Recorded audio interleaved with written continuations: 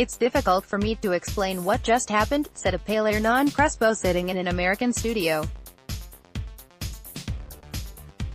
The former Argentine striker was wearing the expression of bemusement that was now painted across the faces of his countrymen who have seen or heard about the 1-1 result versus Iceland. Argentina's Lionel Messi in action against Iceland. AFP outside the stadium. Before the game, the optimism was palpable, with many Argentine couples getting hitched on the day of their country's tournament opener.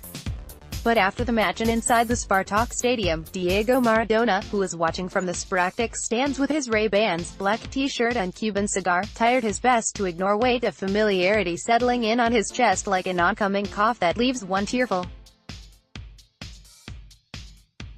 As time goes on and pages written about this match yellows, an illusion of equality will be cast over the result, and this will be a testament to the fact that not all draws are between equals.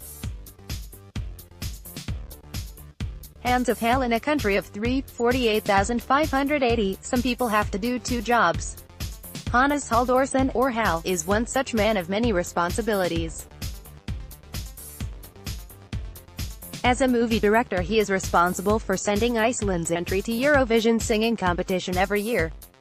He is also the Iceland national team goalkeeper who was tasked to successfully parry Lionel Messi's frisbee-like penalty. The hands of Hal made 6 game-changing saves. Iceland is a remarkable football story. For context, Buenos Aires, the capital of Argentina, is 45 times bigger. This crudely means Argentina has more probability of producing a good footballer.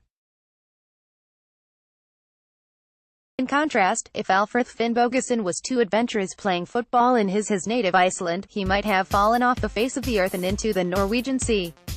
In Iceland's team, whose players all share the same dentist, who is also incidentally their manager, and know each other's pet dogs and cats by their names, there was the strength of unity, if not mercurial vapors and multi-million-dollar royalty bonuses.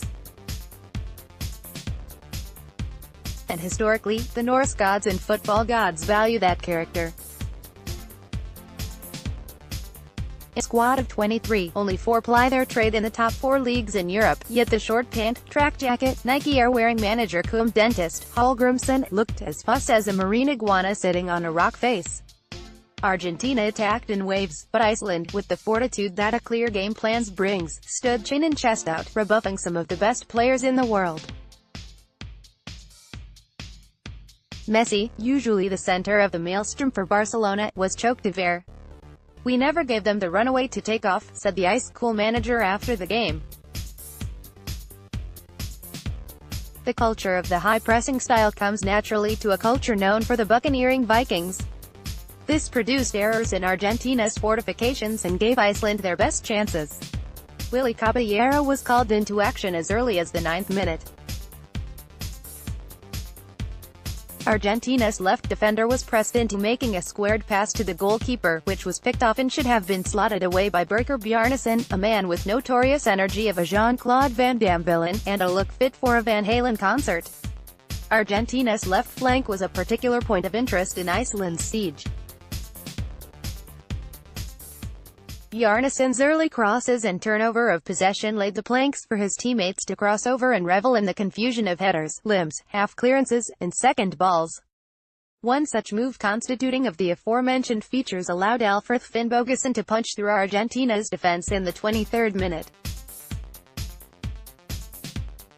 Unable to contend with the physicality of a packed center, as the game progressed, Argentina were increasingly made to stitch moves in the wider areas, trying to compete with guile and pace instead.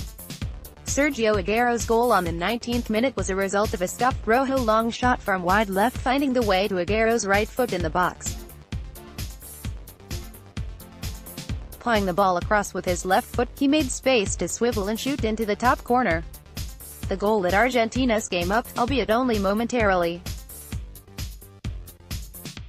In a game peppered with penalty shouts, faulty free kicks, mismatched headers, handball appeals, perhaps the most telling tale was that each of the 3 best chances manufactured by Argentina were created by defenders and defensive midfielders.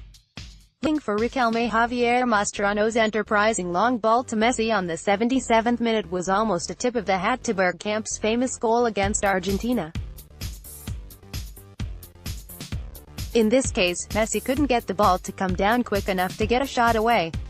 On the day, Mascherano played more passes than the entire Iceland team put together.